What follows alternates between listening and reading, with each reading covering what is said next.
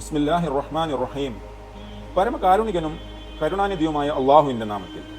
ഇദാ ജാഅ നസ്റുല്ലാഹി വൽ ഫതഹ്, അള്ളാഹുവിൻ്റെ സഹായവും വിജയവും വന്നാൽ.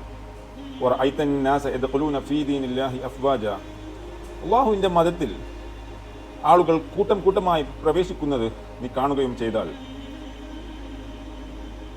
ഫസബ്ബിഹ് ബിഹംദി റബ്ബിക വസ്തഗ്ഫിർഹു, അപ്പോൾ നീ നിന്റെ റബ്ബിനെ സ്തുതിച്ചുകൊണ്ട് തസ്ബീഹ് ചെയ്തുകൊള്ളുക, അവനോട് പാപമോചനം തേടുകയും ചെയ്യുക. ഇന്നഹു കാന തവ്വാബ, നിശ്ചയമായും അവൻ പശ്ചാത്താപം സ്വീകരിക്കുന്നവനാകുന്നു. ഖുർആനിന്റെ താല്പര്യം സ്വീകരിച്ചുകൊണ്ട്, അതായത് ഈ സൂറത്തിലെ നിർദ്ദേശപ്രകാരം റുക്കൂഇലും സുജൂദിലും വളരെ പ്രാവശ്യം നബി സല്ലല്ലാഹു അലൈഹി വസല്ലം തങ്ങൾ ഇങ്ങനെ പറയാറുണ്ടായിരുന്നു: സുബ്ഹാനക അല്ലാഹുമ്മ റബ്ബന വബിഹംദിക അല്ലാഹുമ്മ ഗഫിർലി, ഞങ്ങളുടെ രക്ഷിതാവായ അല്ലാഹുവേ, നിന്നെ സ്തുതിക്കുന്നതോടൊപ്പം നിനക്ക് ഞാൻ സ്തോത്ര കീർത്തനം ചെയ്യുന്നു. അല്ലാഹുവേ, എനിക്ക് നീ പുറത്തു തരയണമേ.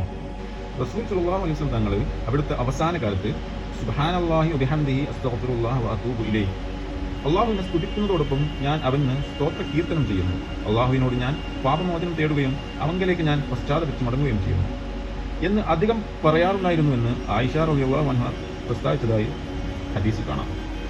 നബി സല്ലല്ലാഹു അലൈഹി വസല്ലം തങ്ങൾ അവസാന കാലത്ത് അവിടുന്ന് നിൽക്കുമ്പോഴും ഇരിക്കുമ്പോഴും വരുമ്പോഴും പോകുമ്പോഴുമെല്ലാം തന്നെ സുബ്ഹാനല്ലാഹി വബിഹംദിഹി എന്ന് പറഞ്ഞിരുന്നുവെന്ന് ഹദീസിൽ കാണാൻ പറ്റും. മുമ്പില്ലാത്ത ഈ പതിവിന് കാരണം ചോദിച്ചപ്പോൾ ഈ സൂറത്തിൽ പ്രസ്താവിച്ച അടയാളം കണ്ടതുകൊണ്ടാണെന്ന് നബി സല്ലല്ലാഹു അലൈഹി വസല്ലം തങ്ങൾ മറുപടി പറഞ്ഞതായും ഹദീസിൽ കാണാൻ പറ്റും.